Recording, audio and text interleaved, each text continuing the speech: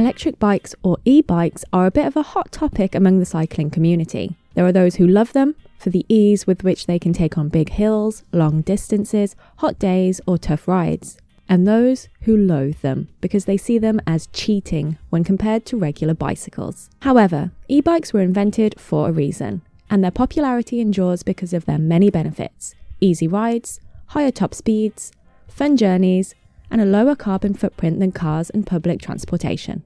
In fact, the New York Times reports that market research from NPD Group found that e-bike sales boomed 145% from 2019 to 2020, more than double the rate of regular bicycles. And that Deloitte has projected that from 2020 to 2023, 130 million e-bikes would be sold globally.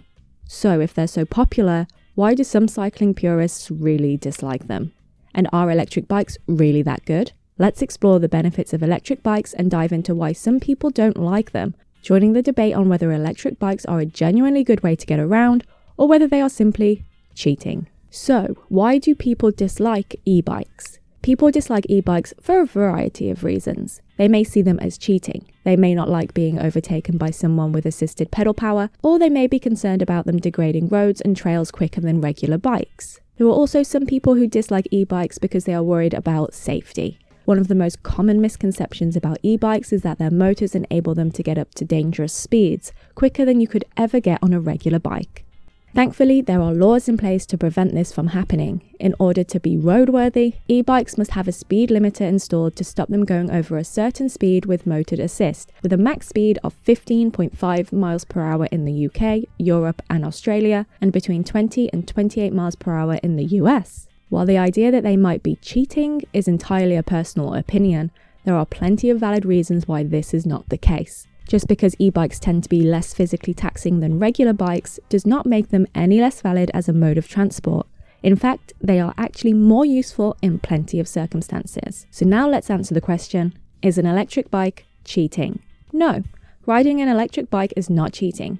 While some cyclists may argue that this is the case, just because e-bikes take some strain out of cycling does not mean that they are not a real way to cycle. They can be better and more efficient when tackling tougher rides or commuting by bike. It's easy to see why some people might think electric bikes are cheating. If a seasoned cyclist is being passed by someone going faster and with less effort on an e-bike, they might feel rattled. But that has more to do with their ego than with the electric bike itself. Obviously, e-bikes do make cycling slightly faster and easier thanks to motorized assistance, but with most e-bikes, this assistance is small and stops once you reach the maximum speed at which the speed limiter kicks in. The motor will not turn the pedals for you, so your heart rate will still rise and your muscles will still need to work. Studies have shown that physical activity gains from active travel are similar in e-bikers and cyclists, and that riding 3 miles on an e-bike meets the sufficient exercise activity level recommended by the World Health Organization and the ACS. So you can certainly still get fit and lose weight while riding an e-bike. It's also been found that e-bike riders tend to ride further and tackle tougher hills than they might otherwise, because perceived exertion is less, so they are more likely to hop on their e-bike to get to work than take their car, a healthier and more environmentally friendly choice. Now, who is the target market for e-bikes? E-bikes are in high demand from a variety of demographics: commuters, delivery riders, and people who might otherwise struggle to ride a non-electric bike, for example, older riders, overweight riders, or unfit riders. When you pedal on an e-bike, a small motor engages and gives you a little boost, giving you more power and speed with less exertion. This can be a very valuable tool for people who want to cycle but don't want to or cannot provide the kind of power needed to get up hills or over long distances with just muscle power.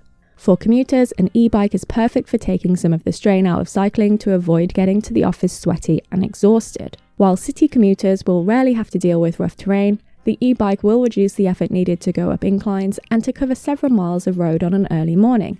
The same goes for delivery riders. If you're riding around all day, covering many miles in a single shift, the little bit of help the e-bike's motor can provide can go a long way in ensuring comfort and reducing exhaustion while still offering a good workout. Speaking of workouts, e-bikes can also be a great solution for older riders and fit riders or those who are overweight and looking for a way to get into cycling. They offer the same physiological benefits as non-electric bikes: a cardiovascular workout, building muscle, and improving mental health, to name a few. while lowering the level of perceived exertion so riders feel less tired and are more likely to make cycling a regular habit. So now that leaves us with the question, are electric bikes good? For cyclists who want to hit higher speeds, tackle tougher hills, and get around with ease, e-bikes are great. They offer many of the same physical and mental health benefits as non-electric bikes, while taking some of the strain out of cycling. Additionally, the popularity of e-bikes and the extra demographics they serve when compared to regular bikes is only a good thing for the cycling community. More riders on the roads, regardless of whether they are on electric bikes or regular bikes, means a bigger demand for improved cycling infrastructure, awareness around cycling, and education around safety, which will only mean a better experience for everyone.